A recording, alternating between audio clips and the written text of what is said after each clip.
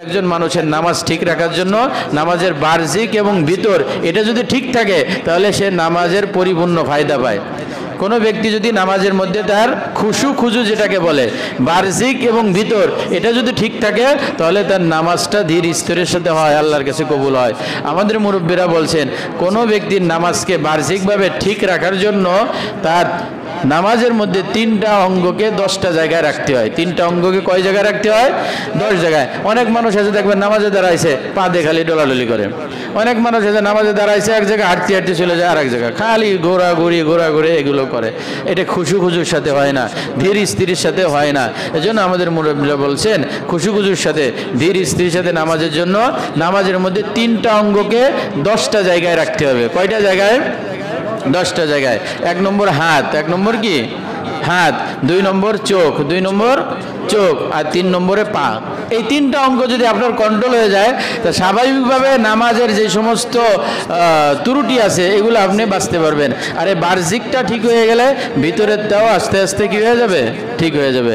এজন্য আমাদের বড়রা বলেন নামাজের মধ্যে পুরো চোখটাকে 5 জায়গায় রাখা। নামাজের মধ্যে চোখটাকে কয় জায়গায় রাখা? 5 জায়গায় রাখা। 1 নম্বর দাঁড়ানো অবস্থায় সিজদার দিকে। দাঁড়ানো অবস্থায় চোখ থাকবে কোন দিকে? সিজদার দিকে। আমাকে তাকে কোন দিকে? ওদিক দিয়ে ওই সামনে দাঁড়ায় মেহরাবের মধ্যে যা যা লেখা আছে সব মুখস্থ হয়ে গেছে। বলে হুজুর আপনার নামাজ তো আজকে মাকরু হয়ে গেছে। বলে কেমনে বুঝলেন? প্রথম রাকাত ছোট হয়ে গেছে, দ্বিতীয় রাকাত বড় হয়ে গেছে। তা তুমি বুঝলা কেমনে যে প্রথম রাকাত ছোট হয়েছে দ্বিতীয় রাকাত বড় হয়েছে? বলে প্রথম রাকাতে 3 মিনিট লাগছে, দ্বিতীয় রাকাতে 4 মিনিট লাগছে। প্রথম রাকাত তো ছোট হয়ে গেছে।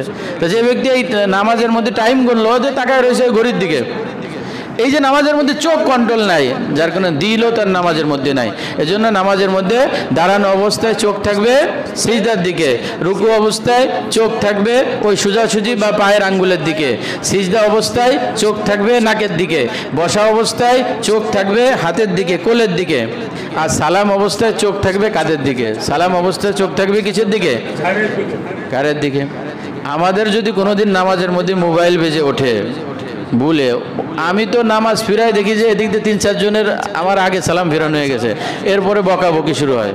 খবরদার, এটা খুব খারাপ বিষয়।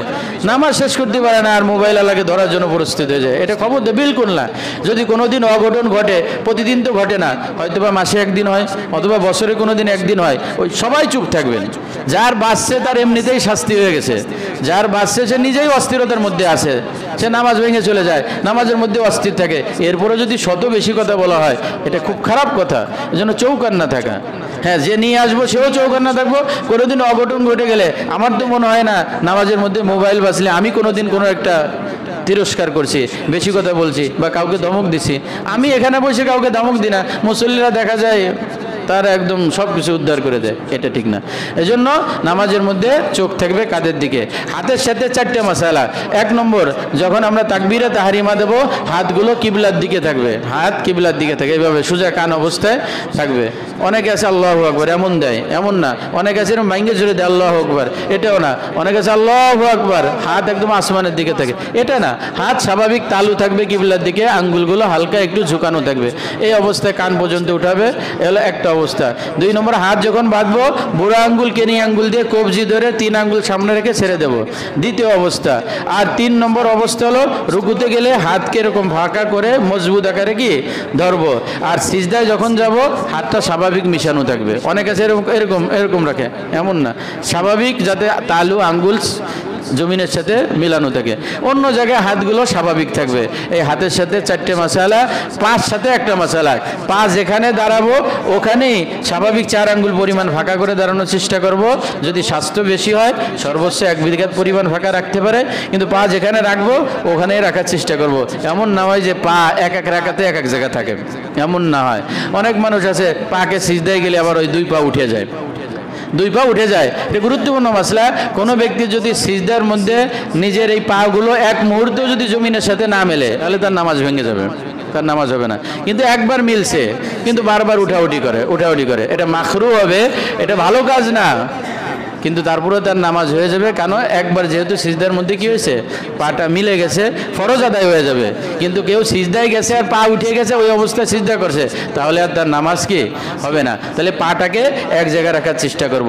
এই 10টা 3টা অঙ্ককে যদি আমরা 10 জায়গায় রাখি, তাহলে ওই সামনে ঘড়ি দেখা, পাশে কে কী করছে ইত্যাদি ইত্যাদি এগুলো হবে না।